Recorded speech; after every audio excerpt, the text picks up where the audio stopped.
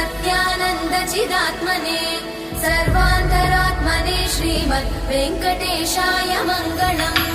स्वतः सर्वविदे सर्वशक्तये सर्वशेषिने सुलभाय सुशीलाय वेङ्कटेशाय मङ्गलम्।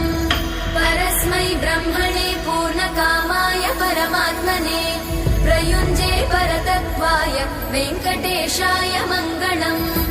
आकालतत्त्वमशान्तमात्मनामनुपश्यताम् अतृप्त्यमृतरूपाय वेङ्कटेशाय मङ्गलम्। प्रायस्वचरणौ पुंसां शरण्यत्वेन पाणिना कृपया दिशते श्रीमद् वेङ्कटेशाय मङ्गलम्।